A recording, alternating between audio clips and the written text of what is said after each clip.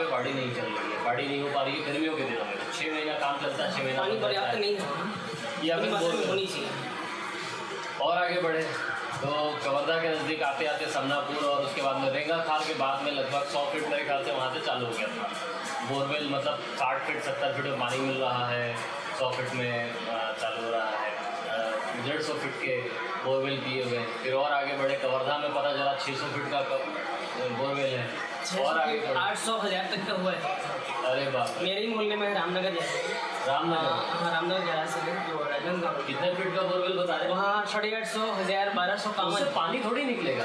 मतलब खुदाई तो पानी का स्तर है ही नहीं, पानी की तालाब में पीछे जाते जा रहे हैं, लेकिन पानी है ही नहीं। तो 800 फीट अगर खुदा ना खास्ता उससे पानी निकल गया 1000 फीट दिया हो, तो उससे तो मतलब आप समझ लीजिए जहर निकलेगा, क्योंकि ज़मीन ने कुछ दूर तक पानी छोड़ा है, उसके नीचे उसके अपने राज हैं भाई। 1000 फीट आप किसको कहते हैं? 1000 फीट अगर खोदेंगे तो सोडियम क्लोराइड और क्या पैराऑक्साइड निकलेगा और क्या क्या जो भी केमिकल होते हैं, बहुत सारे मेरे को नाम याद नहीं है, लेकिन जहर है वो सब। अभी 650 फीट मेरे ही पड़ोस में हुआ है, ड्राई एरिया पूरा, पानी निकला ही नहीं, तो उसमें बंद कर दिया। और अभी वो वैकल्पिक व्यवस्था में जो है ना, पुरानी पद्धति है कि नई पद्धति, उससे वो चला रहा है। जो हाथ से करते थे ना, उससे वो बहुत खुदाई करवा रहा है। अच्छा, और उसमें है उम्मीद पानी की। उससे हाथ से खोदने में और बोरवेल खोदने में क्या फ़र्क है? और ये है कि जो बोर कड़ियाँ जो होती हैं जी, उनका प्रेशर बहुत ज़्यादा है, प्रेशर ज़्यादा होता है। खुदाई तो कर रहा है आपने, खुदाई बराबर जी है। जी। एक्चुअली इसका जो प्रेशर ज़्यादा होने की वजह से जो छोटे मोटे जो स्रोत होते हैं बंद हो जाते हैं। अच्छा, क्लोज हो जाता है। जो छोटे छोटे जो स्रोत हैं मिलना चाहिए, ये भी होता है, वो बंद हो जाता है। और हाथ से खुदाई कर रहे हैं, मतलब बिल्कुल आराम से धीरे धीरे कर रहे हैं, तो छोटे छोटे पानियों से स्रोत से भी बढ़िया पानी मिलता है। प्रेशर रहता है वो प्रेशर ब्लॉक कर देता है।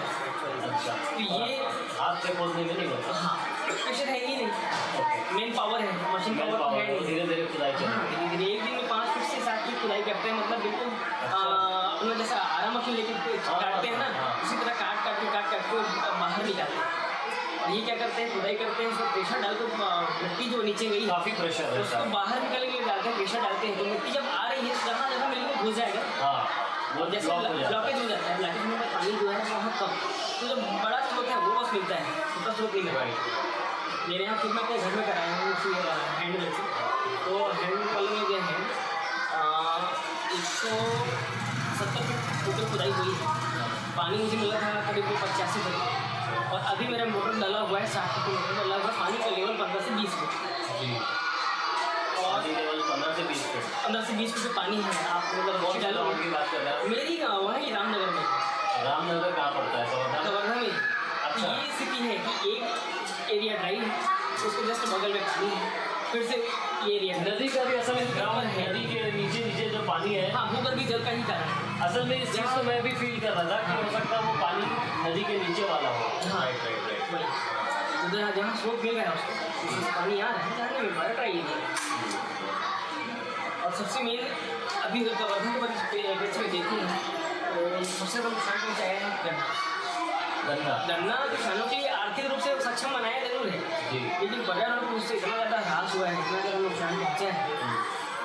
पहली बात तो ये कि अंधाधुंध बोल खुदाई, हर खेत मतलब हर किसान जो है अपने 2-4 एकड़ के खेत के एरिया में ट्यूबवेल करा रहा है कि पहले एक गाँव में 10 होता था, आज हर गाँव में 100 फीट से ज़्यादा है।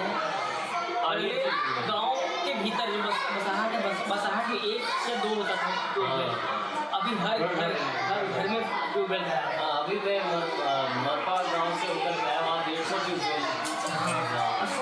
सोच लीजिए उस गाँव में 150 मतलब 100 से ज़्यादा है। सभी गाँव में लगभग 100 से ज़्यादा, 100 के आसपास ही मिलेंगे। जबकि गाँव में होना ये चाहिए कि आप 20 ये एक्चुअल में प्रोजेक्ट सरकार को लाना चाहिए। जैसे कि 20 घर है, 20 घर सेंट्रलाइज पॉइंट जो है, सेंट्रल पॉइंट है, वहाँ एक ट्यूबवेल करा दीजिए, वहाँ सबको सेपरेट करो, सबको डिस्ट्रीब्यूट करो। बड़ी टंकी बना के सब जगह पानी सिस्टम से नलवाइज। नहीं, बड़ी टंकियाँ है भी, जैसे बड़ी टंकियों में 1 बोर या 2 बोर है तो वो पानी पर्याप्त मात्रा में नहीं आ पाता, गर्मियों में जब सूख जाता है, इसलिए इसमें तो प्रॉब्लम होगा नहीं। और वो किसके जो एफर्ट ट्रेन भी देखते जो एफर्ट नहीं कर पा रहे हैं, उनके लिए बड़ी टंकी, उनके लिए तो चलो मैं सक्षम हूँ, मेरे घर में बोर है, ये वाली बात है। आप आपके इस गांव में, आप कहाँ से आते हैं? वहाँ कवर्धा से आना जाते हैं, तो इस गांव के बारे में बताइए, यहाँ क्या चल रहा है? ये कौन सा गांव हो गया? गोगरी गोगरी।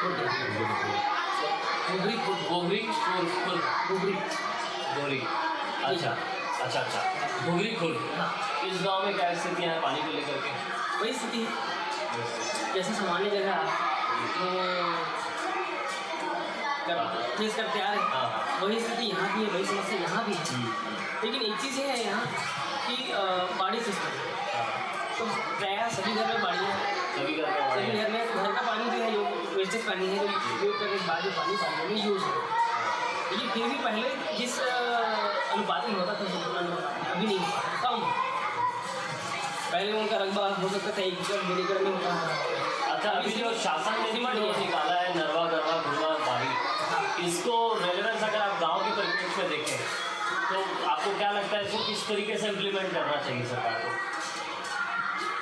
एक्चुअल में क्या है, इसका जो प्रोजेक्ट है, जो प्लान है, उसमें में डीप नॉलेज नहीं। कोई बात नहीं, मैं आपको एक जनरल ब्रीफ, सामान्य जो है जानकारी ये है कि अगर कोई गांव में गौठान का निर्माण कराया जा रहा है, तो गौठान के लिए 1 या 2 कर्मचारी हैं, ठीक है, और उसमें स्वाभाविक सी बात है, कम से कम 150 से 200 जानवर वहाँ रहेंगे, तो गाय 150 कैसे रहेंगे भाई साहब? मैं जितने भी गांव से इस बेल्ट में उतरते हुए आ रहा हूँ, हर गांव में कहीं 500 है, कहीं 2000 हैं, कहीं 2000 हैं। वो तो मैं अगर एवरेज में ले लूँगा, बहुत सीमित एरिया में, सीमित छोटे रूप में ले लूँगा, एवरेज बहुत ज़्यादा है। एवरेज मैं एक उदाहरण के तौर पर अगर ले लूँ, 100 से 150 गाय अगर है, पशु है वो, तो 100-150 पशु अगर हैं, अब 2 कर्मचारी वहाँ हैं, तो कैसे मेंटेन करें? साफ सफाई भी तो नहीं करना है, गोबर का हटाना है, तो जो वहाँ उनका मूत्र है उसका निपटारा करना है, बस। उसके बाद उनके भोजन की व्यवस्था है ना, तो उनको खाना तो खिलाना ही पड़ेगा, खाना की व्यवस्था, पीने की व्यवस्था, पानी के लिए, है ना, और घास वगैरह का भी योजना है कि घास भूमि आप बनाएंगे और वहाँ से जो है आप घास अपने जो गौठान है, जिस एरिया में बनाया है आप, वहाँ पर सप्लाई करना है। तो 2 आदमी नहीं कर पाएंगे। 2 आदमी जो है अब घास भी काटेगा, वो घास दूसरी जगह से इस जगह पे लेके आएगा। कंबाइन अगर कैंपस हो तो कंबाइन कैंपस में समझ में आता है कि चलिए आप यहाँ से काटिए, यहाँ खिला दीजिए, लेकिन बात यहाँ पे ये है कि 100 मीटर 200 मीटर की दूरी पे है, जबकि घास भूमि है, वो घास भूमि जो है वो 200 मीटर से दूरी से वो काट के लेके आएगा, काटने की भी मजदूर चाहिए। तो मेरे हिसाब से इसको क्या करना चाहिए, जो मनरेगा है, मनरेगा के तहत जो मजदूर हैं, मैंने एक अनऑफिशियली एक बात बोल रहा हूँ, हालांकि मैं नहीं, आप बोलिए, सही है, सब जानते हैं, और अथेंटिक नहीं है, लेकिन फिर भी सही है। अथेंटिक इसलिए नहीं है, प्रूफ नहीं है मेरे पास। कोई बात नहीं, आप जो आपके मन में है उसको बोलिए। जो मजदूर है जाता है, लगभग घंटे 2 घंटे की मजदूरी करते हैं, वो अपने घर वापस आता है, काम आपको जो जितना करना चाहिए वो काम करता नहीं, तो उससे शासन को जो है आपको नुकसान होता है। वो ये करे कि कहीं पर गड्ढा ना करवा के तालाब गहरी करना बार करते हैं, और हर साल तालाब गहरी करना, हर साल नए तालाबों का निर्माण, अच्छी बात है करिए, लेकिन उससे ज़्यादा जो ज़रूरी चीज़ें हैं, तो ये सब गौठान वाले ही हैं, गौचर भूमि वगैरह है, तो इसमें इन्वॉल्व कर दीजिए आप मजदूरों को, मजदूरों को चलिए भी आप घास काटेंगे। अच्छा, 5 मजदूर अगर घास मनरेगा से आप अच्छी बात बोल रहे हैं, मनरेगा से घास की जो कटाई है, जो गौठान पे जा रही है, उसको मनरेगा स्कीम से जोड़ना चाहिए, ताकि घास जो काट रहे हैं मजदूर वो जाकर के गौठान पे पहुँच जाए, उससे मजदूर को मजदूरी तो मिलेगी मनरेगा की, और काम भी हो जाएगा, काम भी हो जाएगा, और सरकार को इससे फायदा ये होगा कि उसको अतिरिक्त मजदूर या अतिरिक्त आदमी गौठान की काम नहीं पड़ेगा। जैसे मतलब अभी हमारे टीचर्स जी पढ़ाई के अलावा बहुत सारे काम कराते हैं, पढ़ाई के अलावा मजदूरों को वही मजदूर को क्यों ना कराया जाए, जो 2 घंटे कर रहे हैं उसको पूरे 8 घंटे कराएं, और उन्हें मजदूरी अगर हो सकता है मजदूरी उनको ज़्यादा दीजिए, उनके जो काम है उसके अनुपात में आप उनको मजदूरी दीजिए। सही। और साथ ही साथ जैसे गौठान में 2 आदमी आपने इन्वॉल्व किए हैं, तो 2 आदमी इन्वॉल्व करते हैं, अच्छी बात है, देख रेख के लिए ठीक है, पर्याप्त है। अब वहाँ से भोजन की व्यवस्था, पानी की व्यवस्था, उसमें भी आप इन्वॉल्व कीजिए। चलिए, अच्छा लगा आपसे बात करके, और बाकी और रहेंगे, है ना। अच्छा आइडिया आपका मनरेगा से जो घास कटाई वाला आइडिया है, इसको कोशिश करेंगे किसी तरीके से रख सके आगे, है ना। अच्छा लगा। और सूरज भाई, एक आध आपको पर्यावरण के बारे में कुछ बोलना हो तो बच्चों से एड्रेस कर सकते हैं हम। बच्चों को बोलने में थोड़ा सा दिक्कत होता है, मतलब वर्डिंग सबके पास सब ये आप बोल सकते हो, एक्सप्लेन कर सकते हो, क्योंकि मैं इनको एक्सप्लेन करते आ रहा हूँ और सारी चीज़ों का समाधान करते हैं। हमेशा हमेशा आपने देखा है बच्चे